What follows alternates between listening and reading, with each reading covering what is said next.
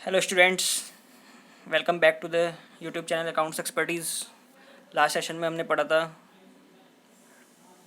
Introduction इस chapter के बारे में and types of special journals, single column cash book and double column cash book, and हमने उसके ऊपर एग्जांपल्स भी किए थे।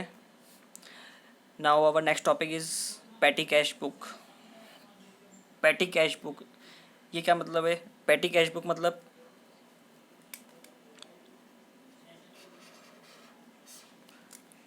छोटे मोटे खर्चों के लिए।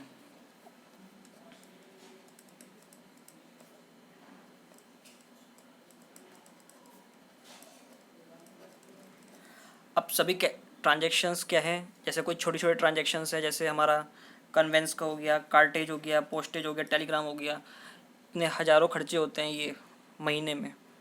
ठीक है, हर खर्चा अगर हम कैश बुक में डालेंगे तो क्या होगा? कैश बुक में बहुत ज़्यादा बल्कि हो जाएगा बैलेंसेस। तो इसलिए हम एक नई बुक मेंटेन करते हैं, पैटी कैश बुक, जो कि पैटी कैशियर इसको मेंटेन करता है। जो डे टू डे खर्चे होते हैं हमारे पूरे दिन में, जो भी हमने पूरे महीने में छोटे मोटे खर्चे किए होते हैं, वो हम इसमें रिकॉर्ड करते हैं। और इसमें रिकॉर्ड कैसे होता है? इसमें रिकॉर्ड हो करने का जो तरीका है कि पहले ही एडवांस में जो पेटी कैशियर है उसको पैसे दे दिए जाते हैं कि आपको इस महीने में जैसे 3,000 रुपये दे दिए हैं, तो वो उसमें से छोटा छोटा अमाउंट पे करता रहता है। फिर एक महीने के बाद जो उसके पास खर्चा ख़त्म हो जाता है या बैलेंस बचता है, तो फिर से उसको 3,000 रुपये फिर से उसको कंटिन्यू कर दिए जाते हैं, ताकि उसके पास हर महीने बैलेंस 3,000 रुपये रहे। मान लो पिछले महीने 500 रुपये बच गए, तो इस महीने क्या कर देंगे, उसको 2,500 रुपये और दे देंगे, 3,000 उसका पूरा रीइम्बर्स कर देंगे उसको। ठीक है, तो अब पढ़ते हैं इसके बारे में। In every organization a large number of small payments such as conveyance, cartage, postage, telegrams and other expenses collectively recorded under miscellaneous expenses. ठीक है, ये सब सारे मिसलेनियस एक्सपेंसेस में आते हैं हमारे। These are generally repetitive in nature. और ये क्या है रिपीटेटिव? एक दिन में अब कितने कोरियर होते होंगे हमारे, कितनी पोस्टेज आती हैं कंपनीज से, लॉट में कोरियर्स जाते हैं।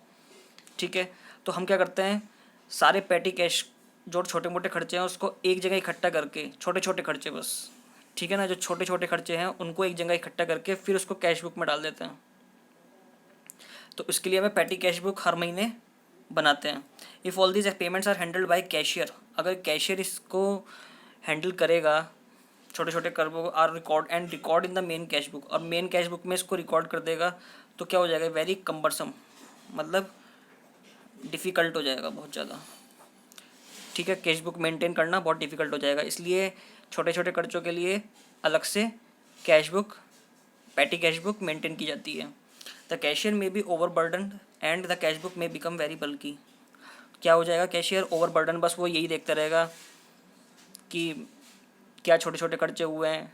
ठीक है, जो मेन काम है उसका वो पूरा नहीं कर पाएगा। द कैश बुक में बिकम वेरी बल्कि, और कैश बुक भी क्या हो जाएगी, बहुत ही ज़्यादा, उसमें ट्रांजेक्शन्स इतनी ज़्यादा हो जाएंगी महीने भर में कि उसको टोटलिंग करने में और उसको मेंटेन करने में कैशियर को क्या होगी, बहुत प्रॉब्लम होगी। तो कैशियर क्या करता है, पैटी कैशियर से पूरा महीने के बेस पे सारा रिकॉर्ड ले लेता है कि पूरे महीने का खर्चा कितना हुआ है।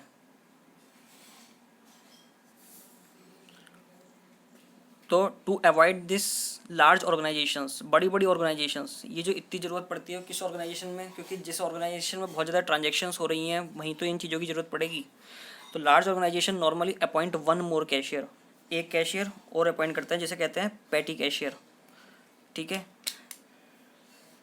And maintain a separate cash book to record this transactions. अब एक सेपरेट कैश बुक मेंटेन करते हैं, जैसे इसे कह देते हैं हम subsidiary cash book.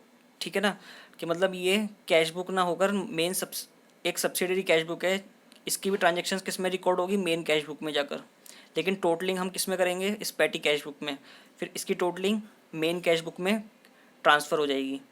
Such a cash book maintain by petty cashier is known as is called petty cash book. और जो ये पैटी कैशियर जो ये कैश बुक मेंटेन करता है उसको हम क्या कहते हैं, पैटी कैश बुक। अब इसका सिस्टम कैसे है, the petty cashier works on the imprest system. ठीक है, अंडर द सिस्टम, अब इम्प्रेस्ड सिस्टम क्या होता है, under the system a definite sum से ₹3,000 2000, जैसे मैंने आपको 3000 का एग्जांपल दिया कि 3000 रुपये इन एडवांस दे देते हैं, ठीक है, एडवांस में दे देते हैं कि तुम्हें अब उसे बार बार कोई खर्चा हो रहा है तो उसे बार बार मांगने की ज़रूरत ना पड़े, इसलिए एडवांस में उसको क्या कर देते हैं, एक लमसम अमाउंट दे देते हैं, ठीक है, वो कितना भी हो सकता है according to the scope of organisation, वो ऑर्गेनाइजेशन कितनी बड़ी है, उसमें कितने खर्चे ज़्यादा हैं या कम हैं। तो 2000 is given to the petty cashier at the beginning of a certain period, किसी सर्टेन पीरियड में शुरुआत में ही उसको 2000 रुपये दे दिए। This amount is called impressed amount, ठीक है, इसको क्या कहते हैं हम, impressed amount. The petty cashier goes on making all small payments out of this imprest amount. अब जो पेटी कैशियर है वो सारे स्मॉल पेमेंट्स किससे करता है, इस इम्प्रेस्ड अमाउंट से, out of this imprest amount, सारे expenses out of this imprest amount, ठीक है। when he has spent the substantial portion of the impressed, मान लो उसने 2000 में से 1780 रुपये खर्च कर दिए, he gets reimbursement of the amount spent from the head cashier।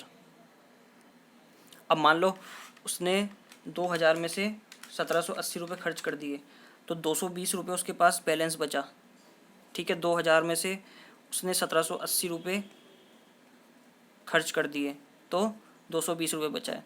तो अब उसके पास कितना डेफिशिएंट है उसके पास 1780 का, तो वो उसे हेड कैशियर, जो मेन कैशियर है, तो पेटी कैशियर को कितने दे देगा, फिर से 1780 रुपये, ठीक है। He gets reimbursement of the, reimbursement मतलब दोबारा से उसको पैसा वापस मिल जाएगा, ठीक है। And thus he again has the full impressed amount in the beginning of the next period. जब नेक्स्ट पीरियड जैसे नया महीना आएगा तो क्या होगा, फिर से उसके पास जो 220 रुपये रह गए थे, कैरी फॉरवर्ड बैलेंस 220 रुपये रह गया था केवल, अब उसे 1780 रुपये और मिल जाएंगे, तो फिर से उसके पास कितने हो जाएंगे, 2000 रुपये फिर से इकट्ठे हो जाएंगे उसके पास। फिर 2000 में से फिर वो खर्च करेगा, फिर उस महीने में कोई भी बैलेंस बचेगा तो वो फिर नेक्स्ट मंथ कैरी फॉरवर्ड हो जाएगा। आइए हम एक क्वेश्चन एग्जांपल करके देखते हैं पेटी कैश बुक का, कि हम उसको कैसे करते हैं, पेटी कैश बुक को कैसे हम मेंटेन करते हैं। बिग ऑर्गेनाइजेशंस में जो पेटी कैश एक्सपेंस है वो कैसे मेंटेन होते हैं, ठीक है। अभी हमें क्या है, mister Mohit the petty cashier of messrs Samera traders received ₹2000, उसे बिगिनिंग में कितने मिल गए, 2000 रुपये मिल गए on May 1, 2017 from the head cashier, जो मेन कैशियर है उससे उसको पेटी कैशियर को, मोहित को 2000 रुपये मिल गए। For the month details of petty cash expenses are listed here under. अब ये सारे पेटी कैश एक्सपेंसेस दे रखे हैं, छोटे छोटे खर्चे जो पूरे महीने में हुए हैं, ठीक है। अब हमें इसे रिकॉर्ड करना है अपनी पेटी कैश बुक में, तो स्टार्ट करते हैं। सबसे पहले हम एक कॉलम बना लेंगे टेबल, उसमें सबसे इधर का कॉलम डेट, फिर पर्टिकुलर्स, फिर बिल नंबर, वाउचर नंबर, फिर रिसीव्ड, पेमेंट एंड बैलेंस।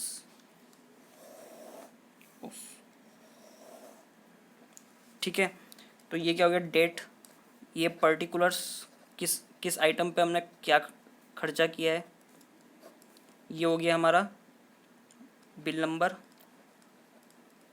या वाउचर नंबर भी कह सकते हैं, ये हो गया हमारा रिसिप्ट, जो हमने रिसीव करे अमाउंट स्टार्टिंग में, ठीक है। ये हो गया हमारा पेमेंट, जो हमने खर्चों का पेमेंट किया, और ये हमारा बैलेंस, ठीक है। अब क्या है, ईयर 2017, अभी हमारे सारी मई की ट्रांजैक्शंस दे रखी हैं, ठीक है, मई में हमारे जो खर्चे हुए, तो हम इसको अब कैसे रिकॉर्ड करेंगे, 2 मई ऑटो फेयर। पहले तो क्या हुआ, हमें रिसीव्ड ये दिखाना है हमको 1 मई को, पहले 1 मई की ट्रांजैक्शन क्या है, कैश रिसीव्ड, कितने से, 2000 रुपीज़। ठीक है, ये रिसीव्ड कॉलम है हमारा, ये बाय मिस्टेक लाइन हो गई। 2 मई में ऑटो फेयर 55 रुपीज़, ये किस में आ जाएगा, पेमेंट के कॉलम में। फिर 3 मई में कोरियर सर्विसेज 40 रुपीज़। फिर 4 मई को पोस्टेज स्टैम्प्स, कितने, 105 रुपीज़। फिर 5 मई को इरेजर्स एट्सेट्रा 225 रुपये। 6 मई को स्पीड पोस्ट चार्ज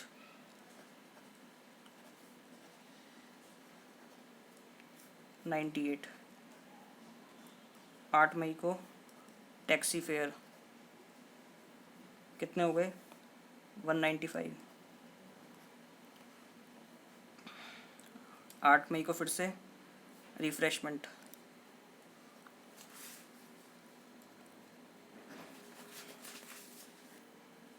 रिफ्रेशमेंट कितने के हुए, 85। फिर 10 मई को ऑटो फेयर, पहले हम सारी ट्रांजेक्शन्स लिख लेते हैं। Registered, postal charges, telegram, cartage, computer stationery, bus fare, STD charges, office sanitation, refreshment,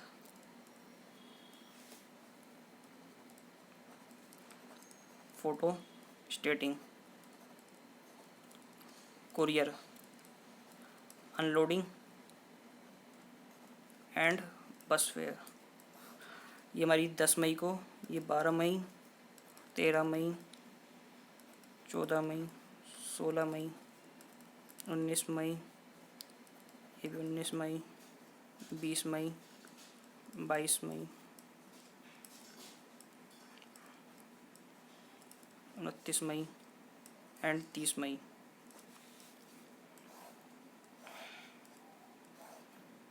ठीक है, ये हमारे खर्चे हो गए। इसके हम आगे इसका अमाउंट ले लेते हैं। रिफ्रेशमेंट 195 टैक्सी फेयर हो गया था।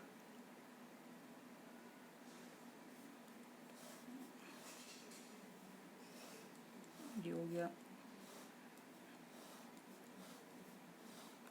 Refreshment 85 and auto fare 60, registered 42, telegram 34, cartage 25, computer stationery 165, ये 24 बस फेयर, ये 87, 60, 45, 47, फोटो स्टेटिंग 47, कोरियर सर्विसेज 40। ये आपको एग्ज़ाम में ऐसे नहीं करना है, ये तो मैं जस्ट 40 एंड बस 15। तो ये हमारा टोटल कितना बचेगा, हम इसका टोटल लगाते हैं।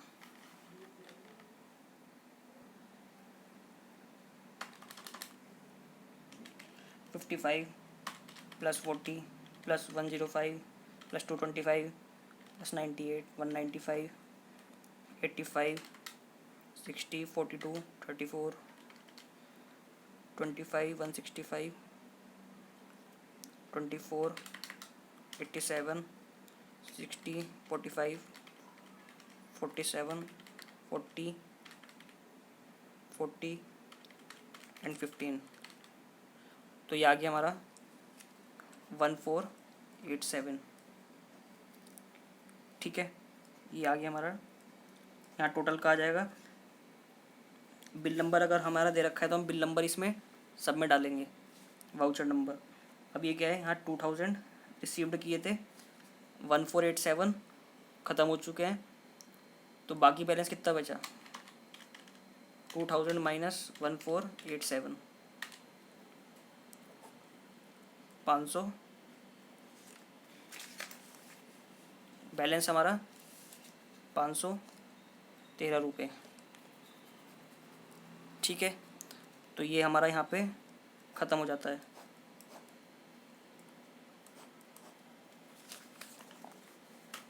फिर यहाँ पे क्या होगा, टू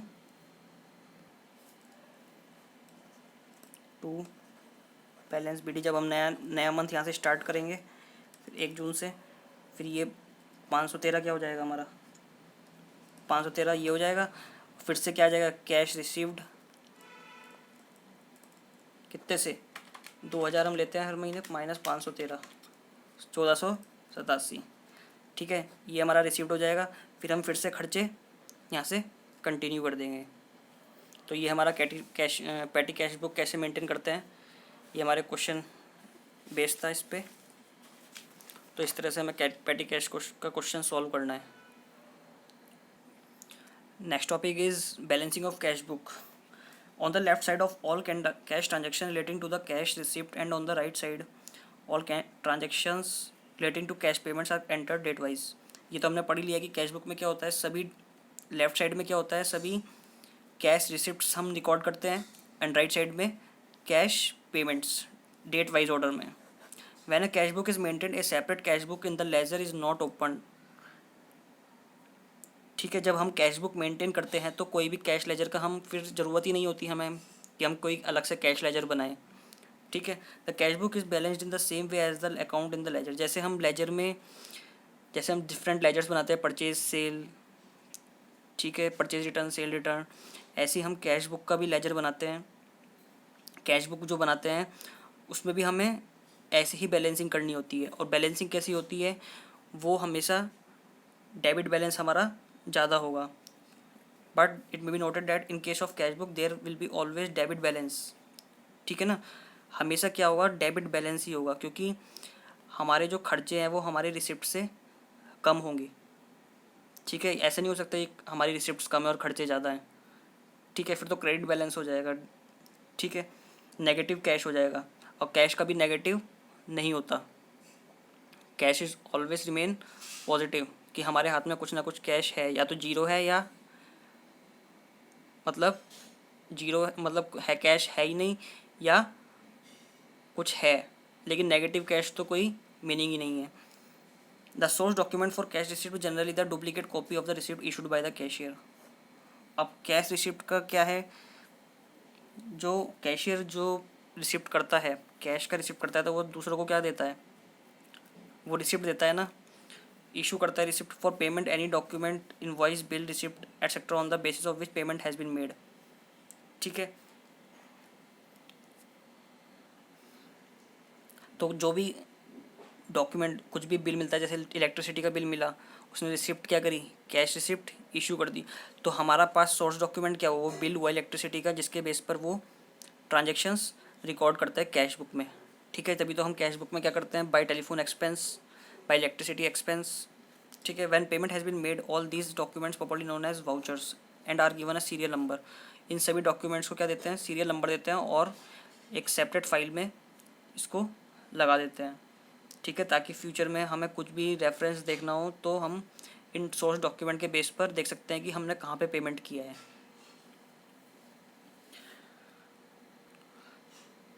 ठीक है स्टूडेंट्स, आज के लिए इतना ही। मिलते हैं नेक्स्ट सेशन में, इसी चैप्टर को कंटिन्यू करेंगे with some more practical questions on based on single cash book, double cash book, double column cash book. Okay, तब तक के लिए बाय एंड टेक केयर।